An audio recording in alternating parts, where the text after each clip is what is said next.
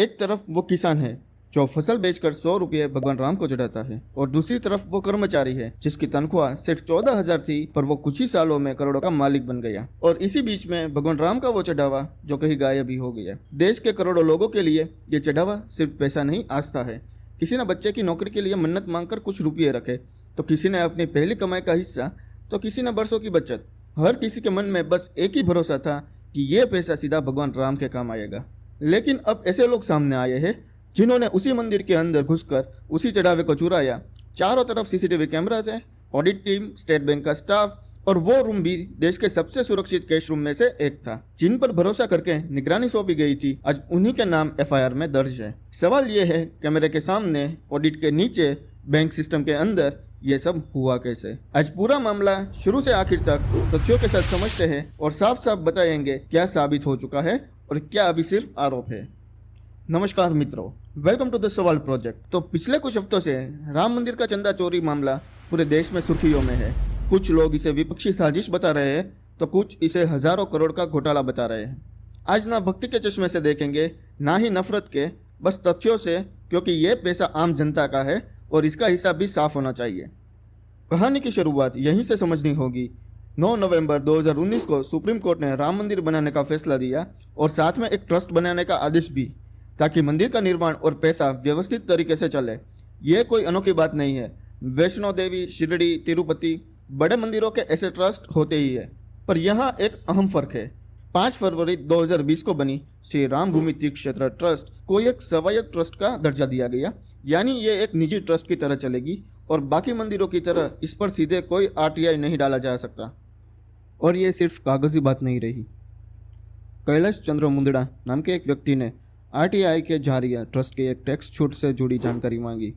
मामला केंद्रीय सूचना आयोग तक गया, जहां जानकारी देने का आदेश हुआ, पर सरकार इसे दिल्ली हाईकोर्ट ले गई और फरवरी 2024 में वो आदेश रद्द हो गया, यह कहकर कि आयकर कानून के तहत यह डिटेल्स जारी नहीं की जा सकती। नतीजा साफ है, जनता चंदा दे सकती है पर उसका हिसाब आरटीआई से नहीं पूछ सकती। पूरी कहानी की जड़ यही है। ट्रस्ट में कुल 15 सदस्य हैं, जिनमें से करीब 12 सरकार द्वारा नामित है, जैसे नृपेंद्र मिश्रा 2014 से लेकर 2019 तक पीएम मोदी के प्रिंसिपल सेक्रेटरी थे, जो निर्माण समिति के अध्यक्ष बने। महासचिव बनाए गए चंपत राय, जो बरसों से आरएसएस से जुड़े हैं और विश्व हिंदू परिषद के इंटरनेशनल वाइस प्रेसिडेंट भी है, और डॉक्टर अनिल मिश्रा, जिन्हें सेल्स और परचेस की जिम्मेदारी मिली और जिनका दफ्तर ठीक दान गिनती केंद्र के बगल में था। यह पृष्ठभूमि इसलिए जरूरी है ताकि आगे की बात समझ आए। कागज पर ट्रस्ट स्वायत्त, पर भीतर सरकार से जुड़े चेहरे। अब सबसे खटकने वाली बात, ट्रस्ट बनने के महज 7 महीने बाद नवंबर 2020 में ट्रस्ट ने खुद एक निजी ऑडिट फर्म बुलाई। इंडियन एक्सप्रेस की रिपोर्ट के अनुसार उस फर्म ने साफ साफ कहा, मैनेजमेंट बेहद अव्यवस्थित है, कोई व्यवस्थित रिकॉर्ड नहीं रखा जा रहा और लेन देन में दूसरा तीसरा चेक नहीं है। फर्म ने चेतावनी दी कि अगर जल्द न सुधार किया गया तो चोरी और गड़बड़ी शुरू हो सकती है। इस चेतावनी पर काम होना चाहिए था, पर हुआ ठीक उल्टा। फाइल दबा दी गई, वेबसाइट पर न कोई एसओपी आई, न कोई ऑडिट रिपोर्ट, और काम पहले की तरह चलता रहा। निर्माण के दौरान एक इंजीनियर दीनानाथ वर्मा ने आपत्ति उठाई थी कि एल्यूमिनियम के काम का बिल जानबूझकर बढ़ा चढ़ाकर बनाया जा रहा है और उससे कमीशन जुड़ा है। उनका कहना है कि आपत्ति उठाते ही पहले उनकी पेमेंट रोकी गई, फिर उन्हें काम से हटा दिया गया और कहा, और यहाँ तक कि जान से मारने की धमकी तक मिली। ये बात एएनआई ने भी रिपोर्ट की। ईमानदारी से बताऊँ तो ये दीनानाथ वर्मा का खुद का बयान है, यानी एक आरोप है। ये अदालत में साबित नहीं हुआ है, पर एक अहम आवाज़ है जो शुरुआती दौर में दब गई थी। अब आते हैं इस सवाल पर कि आखिर चोरी हुई किस तरह। जनवरी 2024 में जब मंदिर आम श्रद्धालुओं के लिए खुला तो चढ़ावा तेजी से बढ़ा। सामान्य दिनों में रोजाना कई लाख और बड़े त्योहारों पर कई गुना ज्यादा। इतनी बड़ी रकम को व्यवस्थित तरीके से गिनने के लिए मंदिर ने थोड़ी दूर एक अलग सुरक्षित कमरा तैयार किया और पूरी प्रक्रिया को पेशेवर बनाने के लिए स्टेट बैंक के साथ एक समझौता किया गया। पर यही असली खेल शुरू हुआ। भर्ती योग्यता से नहीं, बल्कि कौन किस ट्रस्टी का खास है, इस आधार पर होने लगी। जो लोग गिनती में लगे उनमें कई आपस में रिश्तेदार थे, कोई किसी का भतीजा, कोई किसी का जीजा, और इन सब की तनख्वाह सिर्फ 12 से 22,000 थी। तरीका यह था कि नोटों की गड्डी में 100 की जगह 120 नोट डाल दिए जाते, ऊपर वाउचर पर लिखा जाता 50,000, जबकि अंदर 60,000 होते हैं। बैंक ले जाते वक्त रास्ते में वो ज्यादा डाले गए 20 नोट निकाल लिए जाते थे और बैंक में सिर्फ 100 नोट जमा होते थे। बीच का हिस्सा आपस में बांट लिया जाता था। इसकी पुष्टि ट्रस्ट के पूर्व अकाउंटेंट इंचार्ज महिपाल सिंह ने भी की थी, जिन्होंने कहा कि उन्होंने ये बात ऊपर तक पहुंचाई पर उल्टा उन्हीं को हटा दिया गया। मार्च 2026 तक एसबीआई को गिनती के आंकड़ों में गड़बड़ी दिखने लगी। खासकर 500 के नोटों की गड्डियां बाकी की तुलना में तेजी से कम हो रही थी। एसबीआई ने लिखित में सुझाव दिया कि इस काउंटिंग स्टाफ को बदल दिया जाए ताकि चोरी होने की आशंका खत्म हो जाए, पर रिपोर्ट्स के मुताबिक इस बदलाव से साफ इनकार कर दिया गया और वही स्टाफ काम करता रहा। यानी बैंक खुद कह रहा था उन्हें हटाओ और ट्रस्ट से जुड़े लोगों कह रहे थे इन्हें रहने दो। फिर जब एसआईटी ने छापे मारे तो जो सामने आया वो हैरान करने वाला था। टिन्नू यादव, जो पहले ऑटो चलाता था और बाद में चंपत राय का ड्राइवर बना, उसके घर से करीब 50 करोड़ की संपत्ति के कागज मिले। एयरपोर्ट के पास एक बड़ा हॉस्टल, कहीं रेस्टोरेंट में हिस्सेदारी और फॉर्च्यूनर कार। उनके भतीजे मनीष यादव के पास 37 लाख रुपए नकद मिले और लवकुश मिश्रा, जो पहले कार मैकेनिक था, उसके घर छापे में करीब 10 लाख नकद बरामद हुआ, जिनमें से कुछ रकम बेहद अटपटी जगहों पर छुपाई गई थी। यहाँ पर एक जरूरी बात, संपत्ति के ये आंकड़े अभी एसआईटी की जांच के अधीन है, अदालत में साबित नहीं हुए। जैसे टिन्नू यादव के 50 करोड़ को कुछ रिपोर्ट्स 20 करोड़ से ज्यादा भी बताती है। ये लोग गिरफ्तार जरूर हुए हैं पर दोषी अदालत में साबित होना बाकी है। जब पड़ताल शुरू हुई तो काउंटिंग रूम के बगल के वॉशरूम से करीब 2.5 लाख नकद मिला। यहीं से पूरे मामले की परतें खुलने लगी।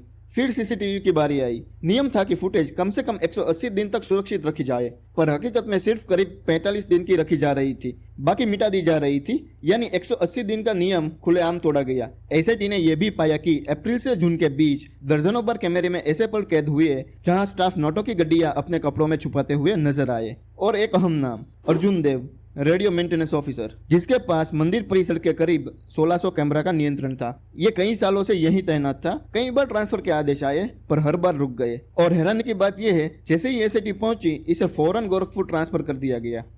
चंदा चोरी तो एक हिस्सा था, दूसरा मोर्चा खुला जमीन के सौदों में। 2021 में ट्रस्ट ने निधि समर्पण अभियान चलाकर एक ही महीने से भी कम वक्त में तकरीबन 1511 करोड़ इकट्ठा किए। इसी पैसे से जमीन खरीदी जानी थी और यही गड़बड़ियां शुरू हुई। एक ही सौदे में रवि मोहन तिवारी और सुल्तान अंसारी ने 2 करोड़ में जमीन खरीदी और महज 10 मिनट के बाद वही जमीन ट्रस्ट ने 18.5 करोड़ में खरीद ली। दूसरे में अयोध्या के तत्कालीन मेयर के भतीजे दीप नारायण ने 20 लाख में ली जमीन कुछ ही महीनों के बाद ट्रस्ट को 2.5 करोड़ में बेच दी। कुछ सौदे ऐसे लोगों से भी हुए जिन पर धोखाधड़ी के मुकदमे थे और जिन्हें अदालत भगोड़ा घोषित कर चुकी थी। ध्यान रहे, ये आंकड़े मुख्य रूप से विपक्ष, खासकर आपके संजय सिंह ने दस्तावेजों के साथ एसआईटी को सौंपे। आरोप गंभीर है और कागजात मौजूद है, पर इन पर अंतिम फैसला जांच के बाद ही आएगा।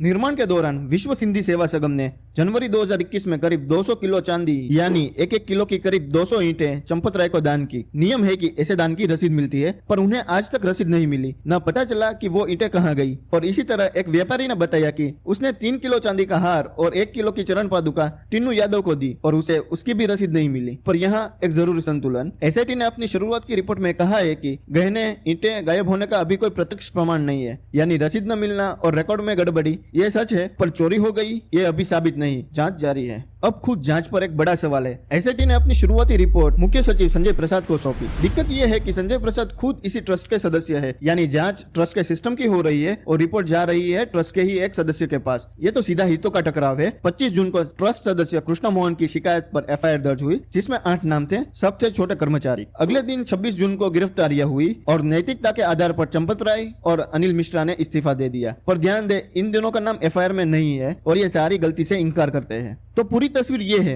राम मंदिर में गड़बड़ियां हुई, ये अब अफवाह नहीं तथ्य है। चेतावनी एक नहीं 2 बार दी गई, 2020 में और फिर से 2025 में, और दोनों बार अनसुना किया गया। गिरफ्तारियां हुई, इस्तीफे हुए, बट जांच जारी है। लेकिन साथ ही कई बड़े दावे अभी सिर्फ आरोप है, साबित नहीं हुए हैं। संपत्ति के आंकड़े, जमीन के सौदे, गहनों की चोरी, इन पर आखिरी सच एसआईटी की रिपोर्ट और अदालत से ही आएगा। और असली सवाल वही लौटता है जहां हमने शुरू किया था। ये सारी दिक्कतें तभी पनपी जब ट्रस्ट को स्वायत्त बनाकर आरटीआई से बाहर कर दिया गया। ये पैसा जनता का है तो हिसाब भी जनता के सामने होना चाहिए। हर साल का स्वतंत्र ऑडिट सार्वजनिक हो, दान का रियल टाइम डिटेल्स दिखे और जो लोग पैसा गिने वो उनसे अलग हो जो उन्हें नियुक्त करते हैं, क्योंकि जिस दिन हिसाब पारदर्शी होगा उस दिन कोई भी राम के नाम पर चढ़ावा नहीं चुरा पाएगा। अगर ये जानकारी आपको अच्छी लगी तो लाइक और शेयर कीजिए ताकि सही जानकारी ज्यादा लोगों तक पहुंच सके। और मिलते हैं अगली वीडियो में, तब तक के लिए देखते रहिए द सवाल प्रोजेक्ट।